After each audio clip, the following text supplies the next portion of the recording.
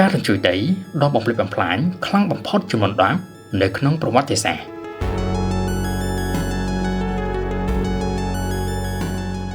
នៅគណៈពេលដែលលោកអ្នកកំពុងតែទស្សនាវីដេអូនេះក៏ជាគណៈពេលដែលទើបនឹងកើតមាននៅការរញ្ជួយដីនៅក្នុងទឹកដីរបស់មីយ៉ាន់ម៉ា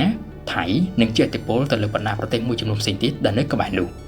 មែនហើយនៅក្នុងប្រវត្តិសាស្ត្ររបស់យើងធ្លាប់មានការរញ្ជួយដីខ្លាំងៗជាច្រើនរាប់មិនអស់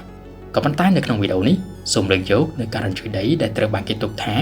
មានកម្លាំងខ្លាំងនិងបំផ្លិចបំផ្លាញខ្លាំងជាងគេបំផុតចំនួន10នៅក្នុងប្រវត្តិសាស្ត្ររបស់យើងនៅក្នុងចំណោមការរញ្ជួយដីនោះក៏មានមួយបានកើតឡើងនៅក្នុងតំបន់អាស៊ីអាគ្នេយ៍របស់យើងផងដែរ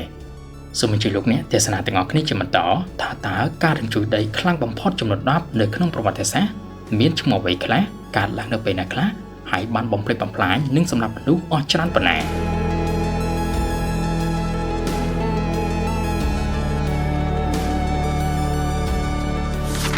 លំដាប់ទី10ការរញ្ជួយដីនៅទីក្រុងថាងសានការរញ្ជួយដីថាងសាននេះបានវាយប្រហារទឹកដីរបស់ចិននៅថ្ងៃទី28ខែ7ឆ្នាំ1976ដោយមានកម្លាំង 7.5 Richter គ្រោះធម្មជាតិនេះបានឆក់យកជីវិតមនុស្សចំនួន 242,000 នាក់ធ្វើវាជាប់ឈ្មោះជាការរញ្ជួយដីដែលសម្លាប់មនុស្សអស់ច្រើនបំផុតមួយនៅក្នុងសតវត្សទី20ដោយឡែកនិយាយចំពោះទីក្រុងវិញគឺទីក្រុងថាងសានដែលរងការរញ្ជួយដីនេះមានទីតាំងនៅភាគឦសាននៃប្រទេសចិននោះគឺរងការខូចខាតស្ទើរតែទាំងស្រុងបន្ទាប់ពីការរញ្ជួយដីនេះបានកើតឡើងចំពោះមូលហេតុដែលនាំឲ្យមានការស្លាប់មនុស្សច្រើនបែបនេះគឺដោយសារតែការរញ្ជួយដីនេះបានកើតឡើងនៅទីភ្លឺនៅពេលដែលមនុស្សម្នាក់ទាំងឡាយកំពុងតែដេកលង់លក់ទិញទំនិញស្រួលជាងមុនចំណេញជាងមុនត្រូវតែទិញជាមួយនឹង K-Store App by BizAdvisor លំដាប់ទី9ការរញ្ជួយដីកូនេត្រាការរញ្ជួយដីនេះបានកើតឡើងនៅក្នុងប្រទេសសេរីនៅថ្ងៃទី11ខែ1ឆ្នាំ1944ដោយមានកម្លាំងរញ្ជួយចំនួន 7.5 Richter ការរញ្ជួយដីនេះមិនត្រឹមតែកើតឡើងនៅលើទឹកដីរបស់សេរីប៉ុណ្ណោះទេក៏បានឆ្លងចូលទៅដល់ប្រទេសលីបង់ហើយបានសម្លាប់មនុស្សយ៉ាងហោចណាស់ 10,000 នាក់ធ្វើវាជាប់ឈ្មោះថាជាការរញ្ជួយដីដែលបានសម្លាប់មនុស្សអស់ច្រើនបំផុតមួយនៅក្នុងតំបន់មជ្ឈិមបូព៌ាបើទោះបីជាការរញ្ជួយដីនេះសម្លាប់មនុស្សត្រឹមតែជាង 10,000 នាក់ក៏ប៉ុន្តែវាបានបំផ្លិចបំផ្លាញហេដ្ឋារចនាសម្ព័ន្ធរបស់ប្រទេសសេរីនិងលីបង់ជាច្រើនកន្លែងដែលមានដូចជាផ្លូវថ្នល់អគារសាលារៀនមន្ទីរពេទ្យហើយនិងលំនៅឋានជាច្រើនរបស់ប្រជាជន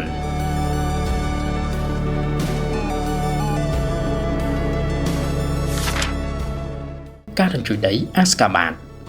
គ្រោះធម្មជាតិដ៏អាក្រក់នេះបានកើតឡើងវាយប្រហារទីក្រុងអាស្កាបាតរបស់ប្រទេសទូម៉េនីស្ថាននៅក្នុងឆ្នាំ1948គឺចំថ្ងៃទី5ខែ10កម្លាំងរញ្ជួយដីនៅពេលនោះមាន 7.3 Richter ហើយបានមានមនុស្សស្លាប់ចំនួនជាង 11,000 នាក់ការរញ្ជួយដីនេះមិនត្រឹមតែធ្វើឲ្យមនុស្សស្លាប់ក្នុងចំនួនច្រើនប៉ុណ្ណោះទេក៏ប៉ុន្តែក៏បានធ្វើឲ្យអគារជាច្រើនបានដួលរលំគឺអគារស្ទើរតែទាំងអស់នៅក្នុងទីក្រុងអាស្កាបាតមូលហេតុដែលបានមានមនុស្សស្លាប់យ៉ាងច្រើនបែបនេះគឺដោយសារតែការសង្គ្រោះបន្ទាន់ធ្វើឡើងមិនទាន់ពេលវេលាហើយជនរងគ្រោះជាច្រើនមិនអាចទាក់ទងទៅកាន់ទីភ្នាក់ងារសង្គ្រោះបន្ទាន់បាន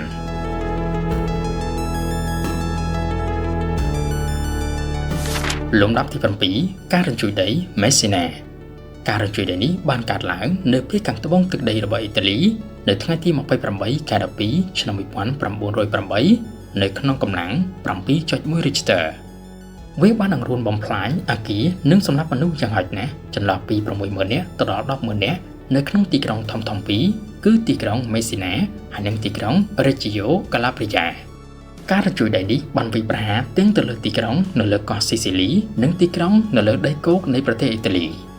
ការស្លាប់របស់មនុស្សចន្លោះពី 60,000 នាក់ទៅដល់ 10,000 នាក់ដែលកើតឡើងពីការរញ្ជួយដីនេះបានធ្វើឲ្យវាជាប់ឈ្មោះថាជាការរញ្ជួយដីដ៏ប្រឡាយនៅក្នុងតំបន់អឺរ៉ុប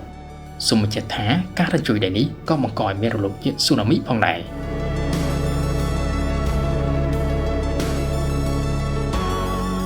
លំដាប់ទី6ការរញ្ជួយដី Great Kanto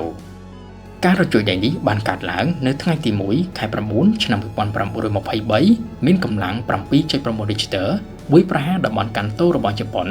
វាយបំផ្លាញទីក្រុងមួយចំនួនរបស់ជប៉ុនរួមបញ្ចូលទាំងទីក្រុងតូក្យូនិងទីក្រុងយូកូហាម៉ាវាបានសម្លាប់មនុស្សចំនួនប្រមាណជា 142,800 នាក់អ្នកស្លាប់ភាគច្រើននោះគឺស្លាប់ដោយសារតែអគ្គិភ័យដែលបណ្ដាលមកពីការរញ្ជួយដីការរញ្ជួយដីនេះបានកើតចេញពីសមុទ្រក្បែរកោះហុងស៊ូដែលជាដែនដីគោករបស់ជប៉ុនហើយបន្តមកក៏រាលដាលទូទាំងតំបន់កាន់តូ ក្រៅពីអគ្គិភ័យមូលហេតុនៃការស្លាប់និងការបំផ្លិចបំផ្លាញមួយចំនួនធំនោះគឺកើតឡើងដោយសារតែការបាក់រលំអគារហើយនិងការបាក់ដី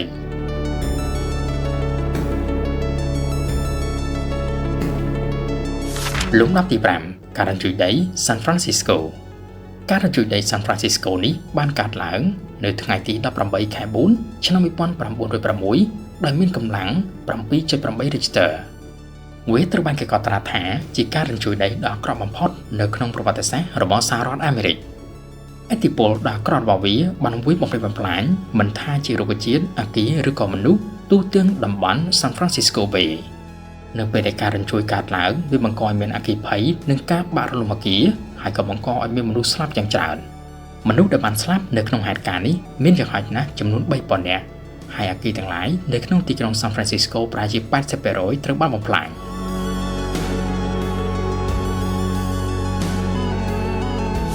លំដាប់ទី4ការរញ្ជួយដី Tohoku ការរញ្ជួយដីដ៏មហិមានេះបានកើតឡើងនៅថ្ងៃទី11ខែ3ឆ្នាំ2011នៅក្នុងទីក្រុង Tohoku របស់ប្រទេសជប៉ុនដែលស្ថិតនៅភាគឦសានវាមានកម្លាំងរញ្ជួយខ្លាំងណាស់គឺរហូតដល់ទៅ 9.0 Richter បានក្លាយទៅជាការរញ្ជួយដីដ៏ខ្លាំងបំផុតមួយពីប្រាទឹកដីរបស់ជប៉ុនហើយបង្កឲ្យមានរលកយក្សស៊ូណាមីនិងការខូចខាតយ៉ាងមហិមានៅតាមទីក្រុងឆ្នេររបស់ជប៉ុនមនុស្សដែលបានស្លាប់នៅក្នុងហេតុការណ៍នេះមានយ៉ាងហោចណាស់ 18,000 នាក់ហើយរាប់ម៉ឺននាក់ផ្សេងទៀតត្រូវបានចម្លៀសចេញពីលំនៅឋានក្រៅពីការបាត់បង់អាយុជីវិតមនុស្សហេដ្ឋារចនាសម្ព័ន្ធអគារគ្រប់ប្រភេទត្រូវបានបំផ្លាញយ៉ាងអនាធមជាទីបំផុតទីក្រុងដែលរងគ្រោះខ្លាំងជាងគេនោះគឺទីក្រុង Sendai កាន់តែអាក្រក់ជាងនេះទៅទៀតនោះការរញ្ជួយដីនេះបានប៉ះពាល់ទៅដល់រោងចក្រផលិតថាមពលនុយក្លេអ៊ែររបស់ជប៉ុនដែលមានឈ្មោះថា Fukushima Daiichi រឿងនេះបង្កឲ្យមានវិបត្តិជាតិពុលនុយក្លេអ៊ែរនៅលើទឹកដីរបស់ជប៉ុននិងនៅតាមប្រទេសផ្សេងៗទៀត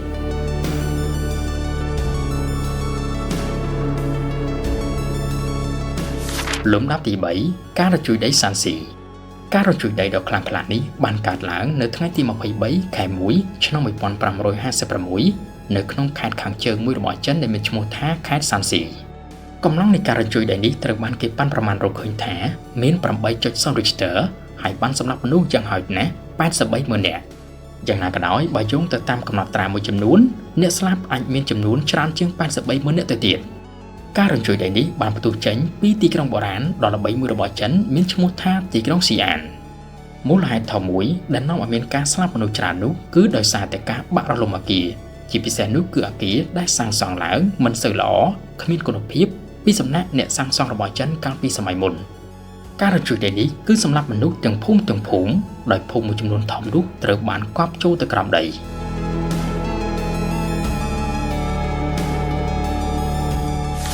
លំដាប់ទី2ការរញ្ជួយដីនៅមហាសមុទ្រឥណ្ឌា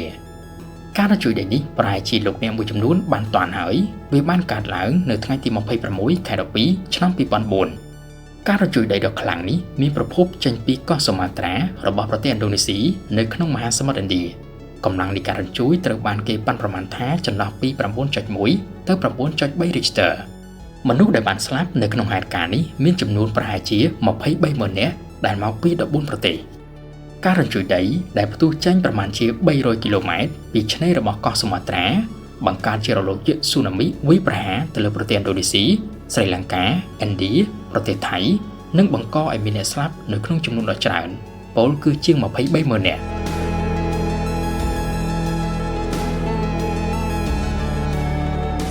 លំដាប់ទី1ការរញ្ជួយដី Valdivia